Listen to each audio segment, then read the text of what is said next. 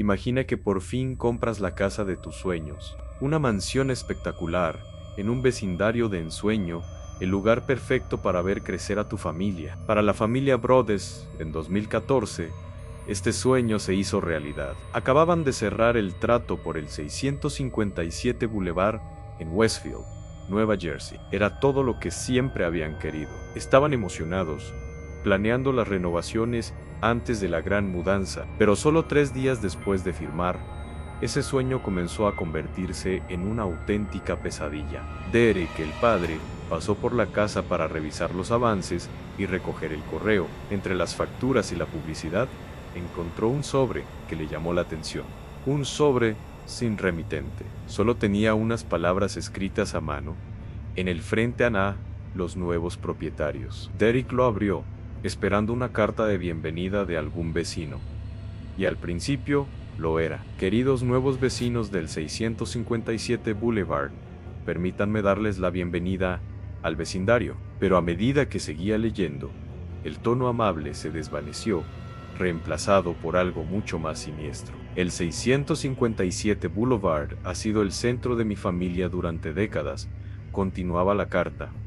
Mi abuelo vigiló la casa en los años 20. Mi padre la vigiló en los 60. Ahora es mi turno. Un escalofrío recorrió la espalda de Derek. ¿Qué significaba eso? La carta se volvía cada vez más personal, más invasiva. ¿Ya encontraron lo que hay dentro de las paredes? ¿Por qué están aquí? Lo descubriré.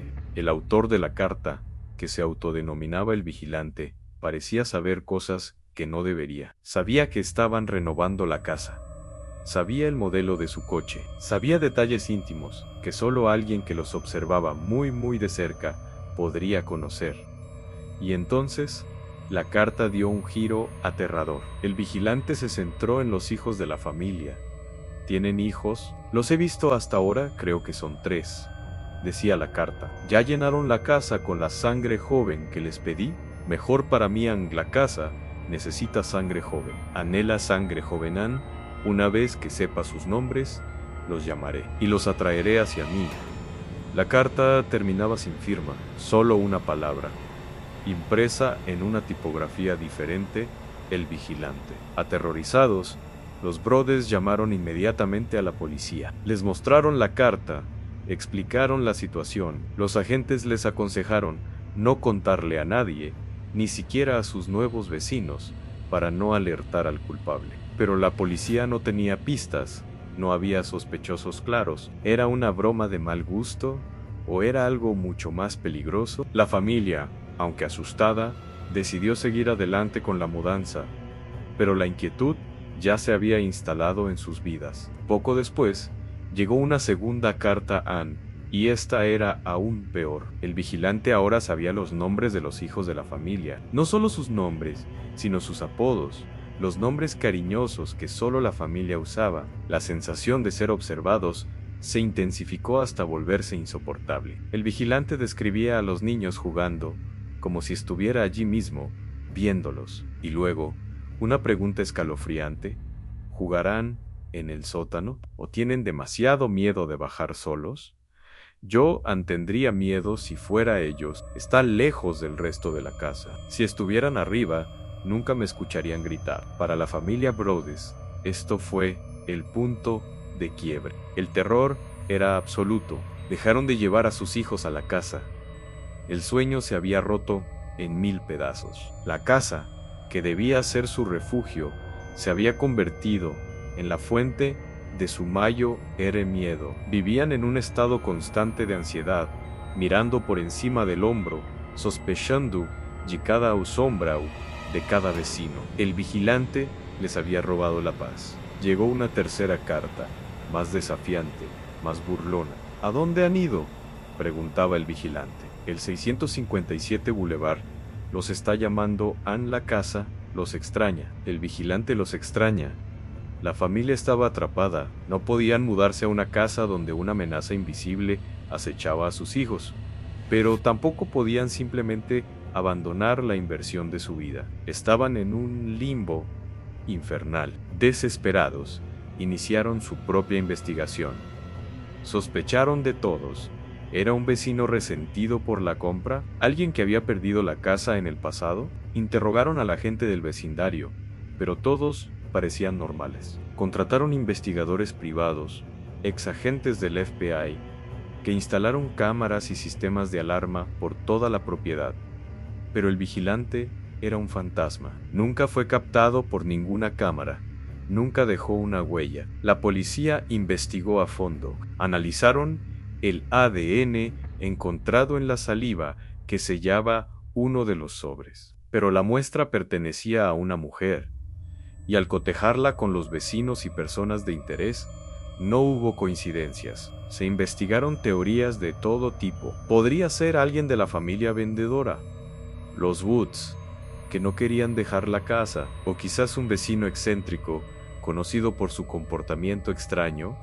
Cada pista terminaba en un callejón sin salida. El vigilante era metódico, inteligente y sobre todo, invisible. Los Brothers se dieron cuenta de que nunca podrían vivir en esa casa. El miedo era demasiado profundo, la amenaza demasiado real. Decidieron poner la casa en venta.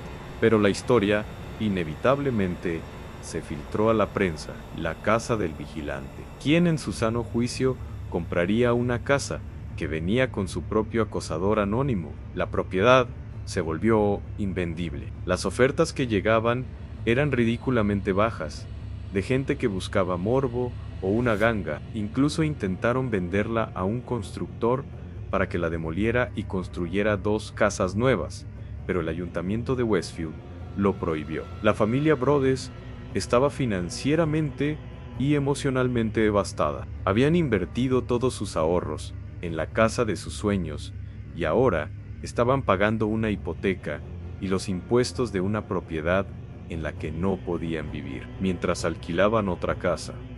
La presión fue tan intensa que casi destruye a la familia. Se vieron obligados a demandar a los dueños anteriores, alegando que sabían del vigilante porque ellos también habían recibido una carta justo antes de vender, algo que los Woods negaron. Finalmente, en 2019, 5 años después de haberla comprado, la familia Brothers logró vender la casa. Lo hicieron con una pérdida financiera enorme, una herida económica que se sumaba a la cicatriz emocional que nunca desaparecería. La historia podría parecer sacada de una película de terror, una leyenda urbana o un criopista de internet, pero no lo es. Es una historia completamente real, documentada por la policía, por periodistas y por el sufrimiento de una familia. Lo más escalofriante de todo es que, hasta el día de hoy, la identidad del vigilante sigue siendo un misterio absoluto.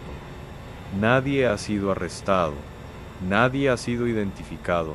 ¿Quién era? ¿Un vecino con una oscura obsesión? ¿Un antiguo residente resentido? ¿Un miembro de una familia que creía tener un derecho ancestral sobre la casa? ¿O era simplemente un bromista cruel que llevó las cosas demasiado lejos? La nueva familia que compró la casa no ha reportado haber recibido ninguna carta.